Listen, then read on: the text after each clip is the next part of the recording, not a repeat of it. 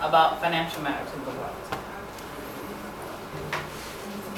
Okay, so the first question I want to ask you guys is, does anybody know what's happening in the financial world right now?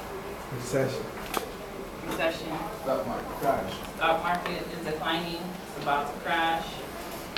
There's a lot of foreclosures going on, and there's a lot of banks collapsing. Yeah. Also bankruptcy.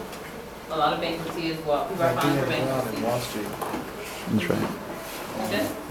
That thing on the news from Wall Street, that the government's letting their money. Yeah, the 700,000 million. Yeah, 700 billion. Package that they're giving to banks because banks are collapsing. Well, one of the topics that stems from that is credit. Does anyone know what credit is? Their definition of credit? What they know about credit? Credit is like, you tell somebody, I'll pay you tomorrow if you give me this today. Exactly. As you can see, credit is money you borrow to pay for things. And it can range from you borrowing money from your friend, oh, okay, let me borrow $10, to borrowing it from a financial institution, such as a bank. But the difference is, when you borrow money from a friend, things can happen such as, oh, okay, let me borrow $10, and then a week or two later, that person asks you for their money, like, where's my $10 that you owe me? And they'll be like, oh man, as long as I owe you, you never go broke. You know, and then at points in time, there's some situations where you never pay that person back. With a financial institution, that doesn't happen, because they will literally like hunt you down and continue to call you. You probably hear people getting calls from collection agencies. So when you borrow money to pay for things, it's usually called a loan. Okay, it's you making a promise that you will pay those things. And you see the difference between promising to pay someone that you know versus borrowing money from an institution. Now, if you use credit carefully, it can be good to you and good for you. If you don't use it carefully, it can cause a lot of problems. By paying things regularly, you can evolve and have good credit, have a good credit history. And if you don't, it can cause, it can make it harder for you to borrow in the future. Now, why is credit important? It can be useful in times of emergencies. If for some reason you have to pay for something right now, like a medical bill, if you don't have the cash to pay for it now, you can have credit on your side to pay for it now. And if you know that you're getting a paycheck or two later, you can pay for it then. Now, sometimes it's more convenient to carry credit than cash. I know that as a personal fact, because if you looked at my purse right now, you wouldn't see a dime. I'm the type of person that, if you look at my purse right now, it's just credit cards or debit cards. It's all plastic, it's not cash. Because I've come so used to going into a store and swiping my card and signing for something, then making sure I have the correct cash, meaning that I have to go to the bank, withdraw the money, have it in my pocket, go in there, make sure that the cashier gives me the right change, and walk out the store. Versus what I told you before, just swiping your card and signing and walking out. It's also good when you have to make a large purchase, like a car or home or college expenses. I'm sure none of you have an account waiting for you that has $20,000 or $40,000 waiting there for you to go to school. Many of you may have to take out loans to pay for school. That's why credit comes in handy. Now, the most important item, I think, is that it affects your ability for employment, housing, and insurance. Now, what that means is if anyone has ever filled out a job application, there's a part on it that says they're going to do a background check on you. You know, that background check means is that they're going to look at your credit history. When they look at the credit history, you're going to wonder, well, why are they checking my credit history if I just want a job? Now, they're checking your credit history because they're looking to see if you can pay your bills. If you pay your bills on time, that leads to employers to believe that you can show up to work on time, that they can trust you in their office or their department. If someone has bad credits or delinquent accounts, they're going to think, well, why should I trust this person if they can't even pay their bills on time or pay their bills at all? These are the types of loans. These two are the things that I think are most important for you at this age. One is consumer installment loans and the other is credit cards. Within consumer installment loans, those are things that you buy and pay it back over time. With credit cards, it's a credit line that you're given, you can purchase things, repay it, and then you can use that credit again. So with consumer installment loans, you're given one lump sum, and then you purchase something, and then you pay it over time. And once you pay it off, it's closed. With a credit card, once you get it, you have maybe $500, $1,000, you use it, and once you pay for it, you can use it again. So it's revolving.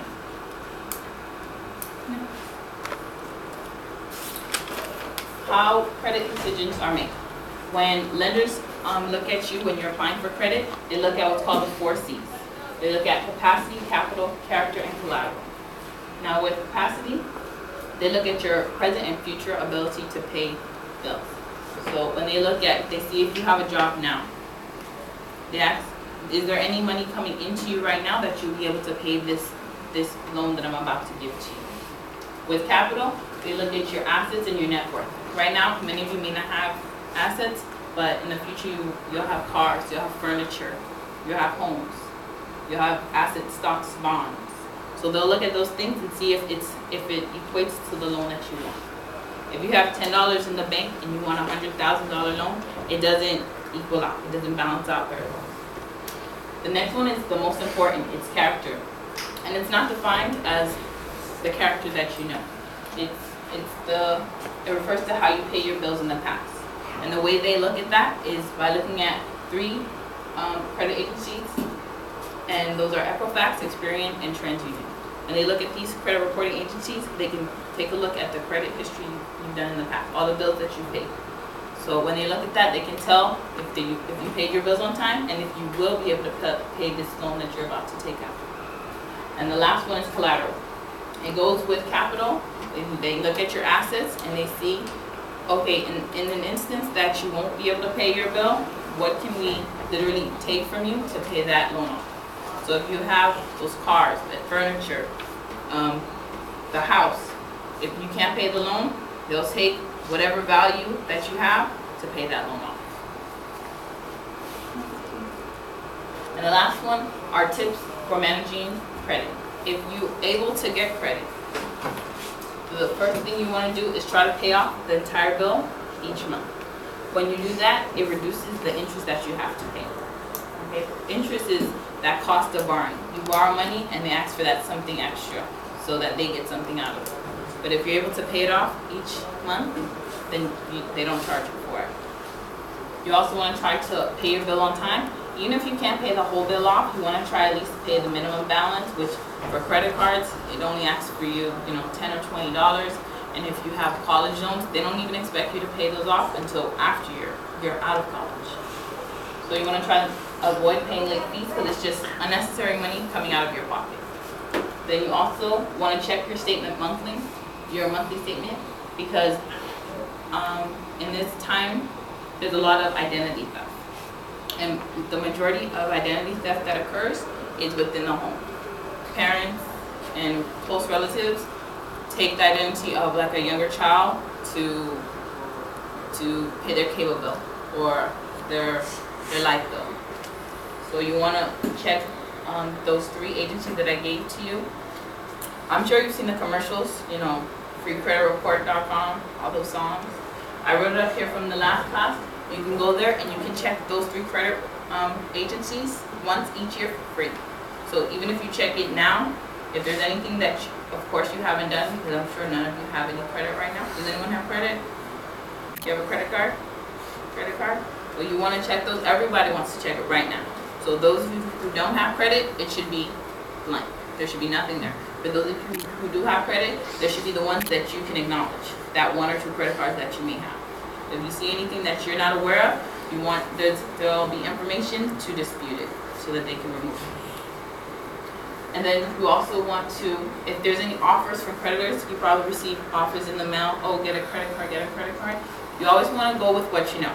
If your parents have a credit card and they still have it after so many years, that may be a company you want to go with. When I got my first credit card, it was Citi. I love them and I'll always stay with them. And that's always what people do. If they have something that they know and they love, they stay with them forever. If they do them wrong, they'll go on and find something better.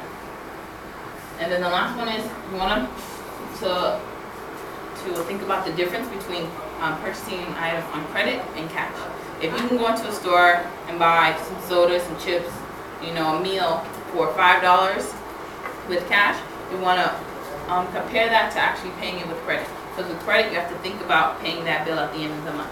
So you have to just weigh the cost and the differences between those two. And right now, I'm going to turn it over to my partner, Hernan, and he is going to talk about